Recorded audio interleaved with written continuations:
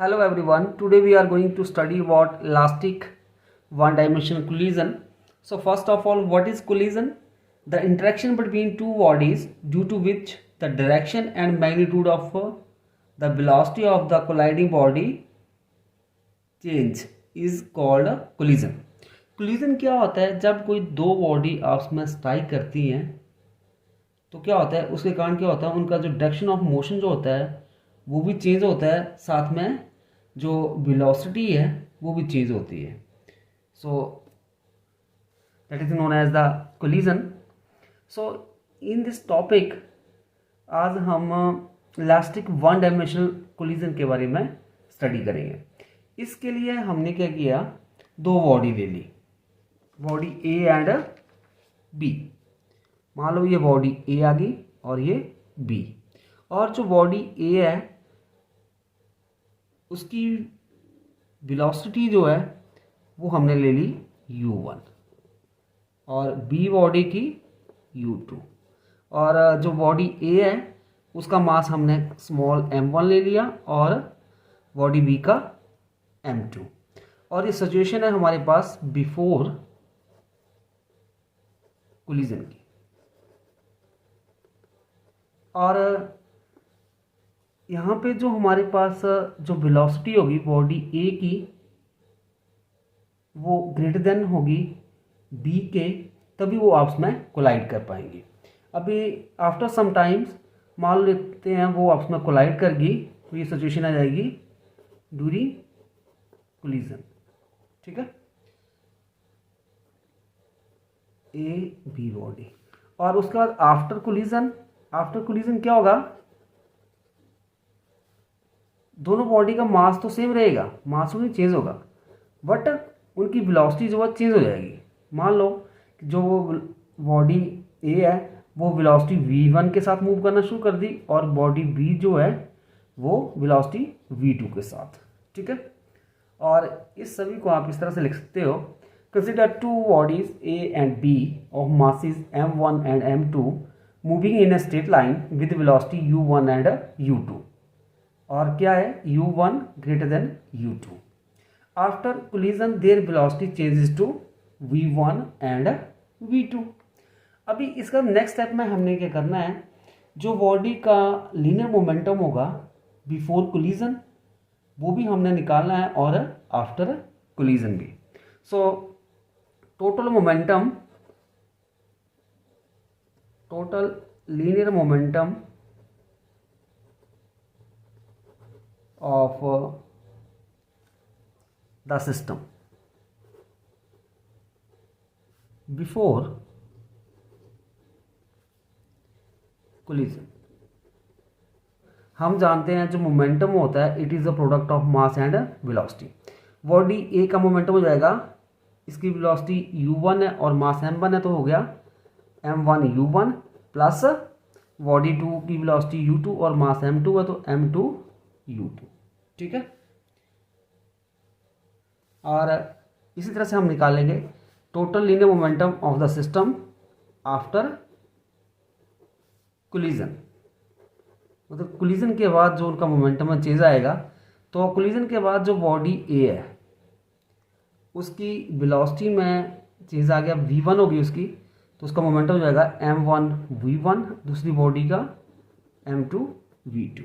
ठीक है, this is question number 1 and this is 2.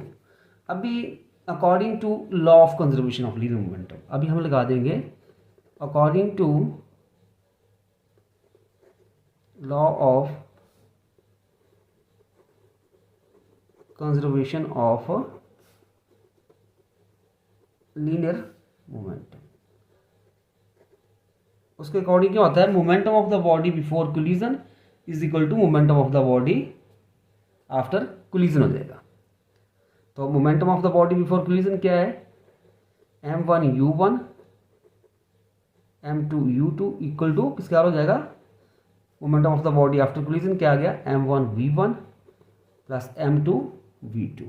ठीक है, अभी थोड़ा इसको रीअरेंज करेंगे तो हमारे पास यहाँ पे m1 u1, अभी ये m1 v1 है, इसको इस साइड लेके आ जाएंगे तो माइनस का बन जाएगा m1 v1 इक्वल टू इस साइड हमारे पास ये M2V2 है और ये M2U2 को इस साइड लेके जाएंगे तो ये माइनस का हो जाएगा M2U2। ठीक है, अभी इन दोनों में कॉमन M1 है, M1 को बाहर निकाल लेंगे तो हमारे पास क्या बच जाएगा U1 minus V1 equal to इस साइड M2 को हम बाहर निकालेंगे तो बच जाएगा V2 माइनस U2। ठीक है, this is equation number, this is मान लेते हैं 3 और दिस इज 4। ठीक है, अभी हम निकालेंगे जो काइनेटिक एनर्जी होगी बॉडी की, वहाँ पे भी हम according to law of conservation of energy लगा देंगे। According to law of conservation of energy के जो एनर्जी होगी काइनेटिक एनर्जी के लिए हमारे पास रिलेशन होता है हाफ mv²। ठीक है, तो जो काइनेटिक एनर्जी होगी दोनों बॉडी की बिफोर कोलिजन किसके बराबर हो जाएगी, kinetic energy of the body after collision. So हमारे पास बन जाएगा हाफ m1u1 का स्क्वायर प्लस हाफ m2u2 का square, this is equal to, और जो फाइनल काइनेटिक एनर्जी हो जाएगी हाफ m1v1 का स्क्वायर हाफ m2v2 का स्क्वायर। अभी इसी तरह से इसको इस साइड लेके आ जाते हैं तो हमारे पास बन जाएगा हाफ m1u1 का स्क्वायर माइनस हाफ m1v1 का square is equal to half m2v2 का स्क्वायर। इसको इस साइड ले जाएंगे, इसको इस साइड, तो हमारे पास ये बन जाएगा माइनस हाफ m2u2 का स्क्वायर। ठीक है, सो यहाँ पे हमारे पास कॉमन आ जाएगा हाफ m1 क्या बच जाएगा u1 का स्क्वायर माइनस v1 का स्क्वायर इक्वल टू हाफ, इधर m2 कॉमन आ जाएगा v2 का स्क्वायर माइनस u2 का स्क्वायर, और यहाँ पे हाफ के साथ हाफ कैंसिल हो जाएगा।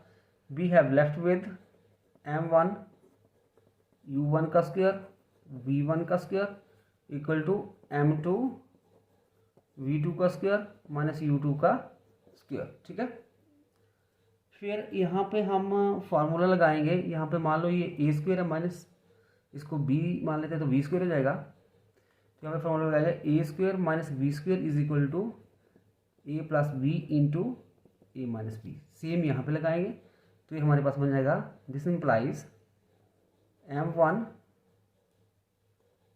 u1 plus v1 u1 minus v1 this is equal to m2, यहाँ पे आ जाएगा v2 प्लस u2 और v2 minus u2। This is question number 4। Now divide equation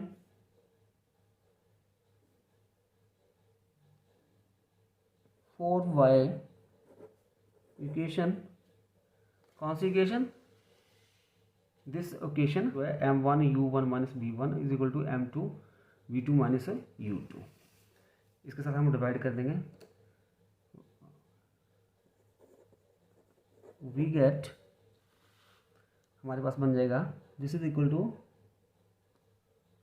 m1 u1 plus v1 u1 minus v1 equal to m2 v2 plus u2, this is v2 and v2 minus u2 divide by हो जाएगा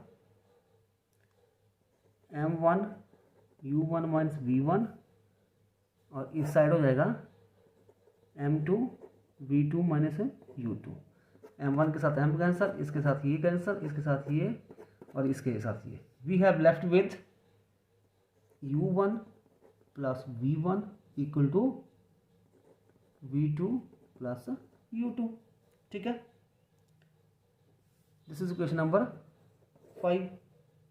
थोड़ा इसको और revision करते हैं। अभी इसको इस साइड लेके जाते हैं u2 को और v1 को इस साइड लेकर चले जाते हैं, तो हमारे पास बन जाएगा u1 minus u2 is equal to v2 minus v1।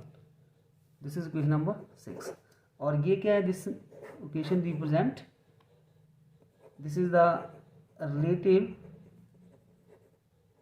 velocity of approach is equal to relative velocity of separation। मतलब u1 माइनस u2 क्या है, रिलेटिव वेलोसिटी ऑफ अप्रोच, और v2 माइनस v1 क्या हो गया, रिलेटिव वेलोसिटी ऑफ सेपरेशन। ठीक है, अगर हमने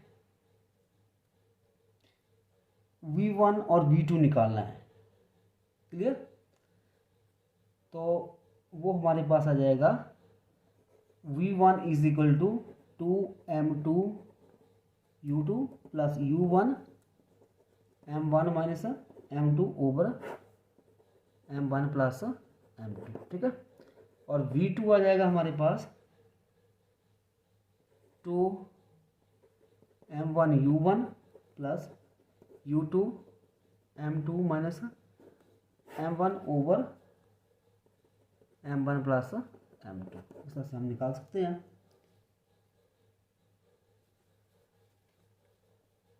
इसके लिए अब हम स्पेशल केसेस देख लेते हैं।